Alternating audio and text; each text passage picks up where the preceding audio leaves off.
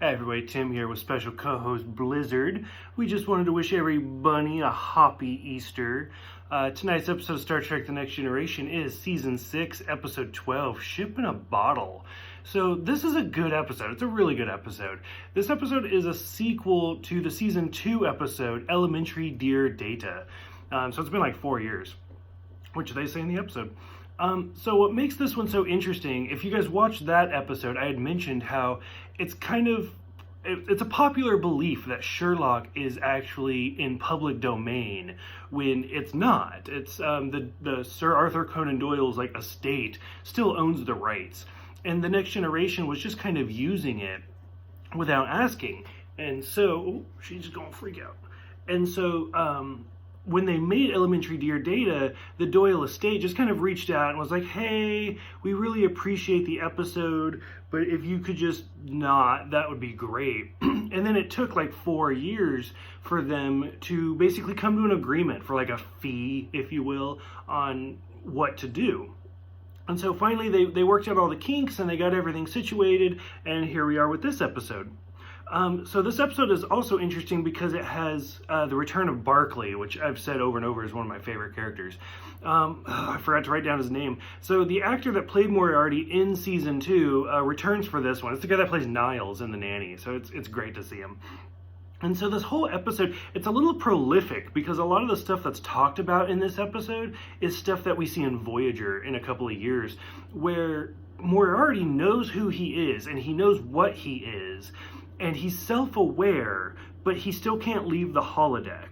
And he keeps talking about, why has there not been, any significant advances in leaving the holodeck? Which is, again, what Voyager's all about. To me, personally, I don't understand why, the entire ship does not have holo emitters all throughout. It just makes sense to me, but whatever. I'm not a writer. And so from here, Picard talks about how he can't leave the holodeck because if he does, he'll just be destroyed. And so he picks up a book and he tosses it, and it just, as soon as it hits the door, it just evaporates. Which I think is kind of funny because that's totally not what the continuity for the series is. We've seen other stuff that survives off the holodeck. At one point, Wesley throws a snowball and it hits Picard and he stays wet.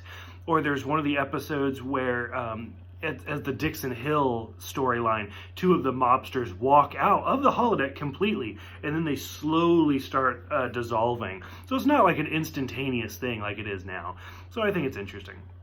And from here, it basically just kind of goes down the usual story effect where Moriarty quotes the famous, I think, therefore I am, and so that's why he is able to leave the holodeck, and he does, and we watch him.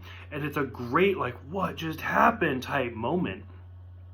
And from there, he decides, he manages to get control of the Enterprise, and he starts demanding that everybody saves the Countess, which is a woman that he loves. I forgot to write down her name too. I'm just suck at names. She's a great actress. She was in Sequest for a long time. So the main point of the episode is Moriarty trying to find a way to get the Countess off of the holodeck as well. And they try some different stuff. They try the power emitter triangle that we've seen a few times. And this is where it starts to get interesting because Data tries to teleport them off, but the teleporter log doesn't have anything on there. And so then he goes to engineering and he tosses something to Geordi, and Geordi catches it with his left hand, and Data's like, there's our clue. We're not on the holodeck because Geordi is right-handed. So it turns out that Barclay, Picard, and Data have been on the holodeck this whole time, and that Moriarty hasn't been just going to 10 forward and roaming around the ship. It's all just been this giant ruse. And I love the ending because it's super interesting where they make Moriarty think that he leaves the shuttle, or he leaves the Enterprise in a shuttle with the Countess and gives them control of the Enterprise back, but in reality, he never left the holodeck. So it's just this matching game where you're trying to figure out who's actually in control. It's really well done. I really enjoyed it quite a bit. At this point, the Moriarty and the Countess are basically in this mini holodeck program, just going through the loops over and over again, which realistically, that's all anybody could really ask for. And Picard has the line about how do we know our whole lives are not in a mini holodeck sitting on somebody's desk?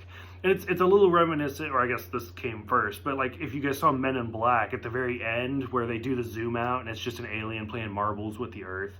I don't know. I think stuff like that's interesting because then you start getting into like the Matrix and stuff like that on what's real and what's not. And then Barclay has the greatest line where he's like, computer, in program, and nothing happens. And he's like, oh, okay, we're in reality.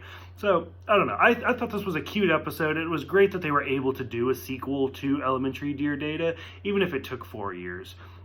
So for those who have seen this one, what did you guys think? Did you guys like it? Did you hate it? Do you like sequel episodes?